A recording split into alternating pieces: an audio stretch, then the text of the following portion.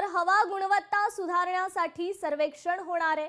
प्रदूषण नियंत्रण मंडळ हा सर्वे करणार आहे। महाराष्ट्र प्रदूषण मंडळाचा हा खरं तर मोठा निर्णय। यंत्रणेतील तांत्रिक गुणवत्ता पडताळणी गरजेची आहे। योगेश कदमांनी बोरिवलीत पाहणी दरम्यान हे वक्तव्य केलं होतं।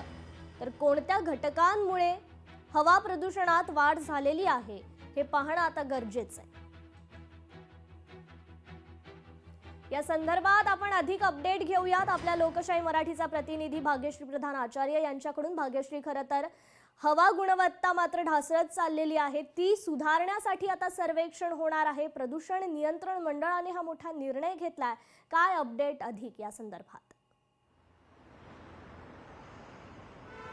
नक्कीच आपण बघतोय सध्या कृपा की प्रदूषणाचा जो मुद्दा आहे तो सर्वत्र गाजलेला पाहायला मिळतो।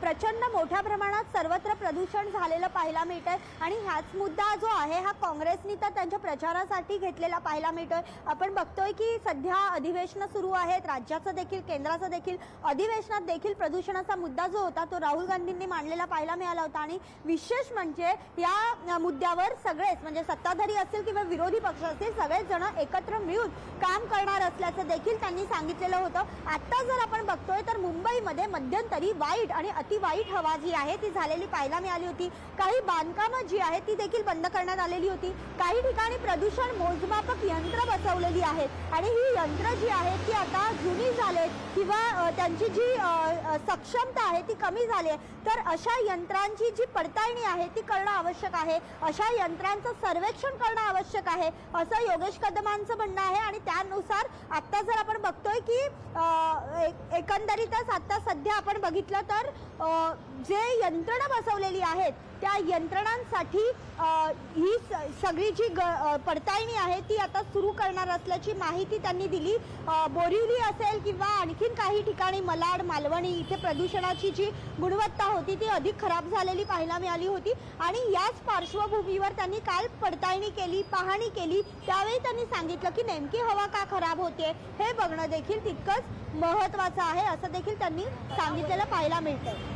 निश्चितच भाग्यश्री, खरं तर या सर्वेचा कालावधी किती काळ असणार आहे, हे सर्वेक्षण नेमकं प्रामुख्याने कोणकोणत्या भागात करण्यात येणार आहे याबद्दलची काही माहिती आहे का?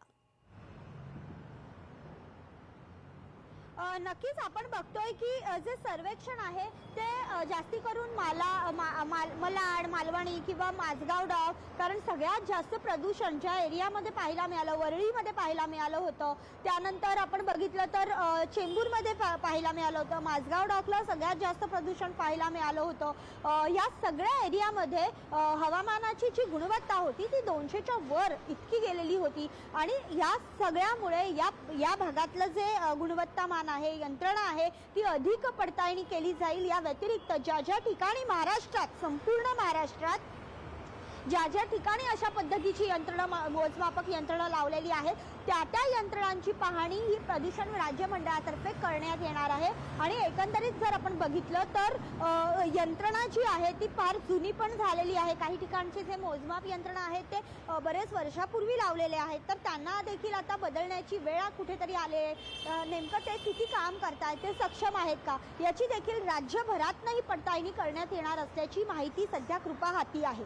जी, निश्चितच भाग्यश्री, धन्यवाद आपण दिलेल्या या अपडेट संदर्भात। लोकशाही मराठी ऐका, पहा, जागरूक रहा।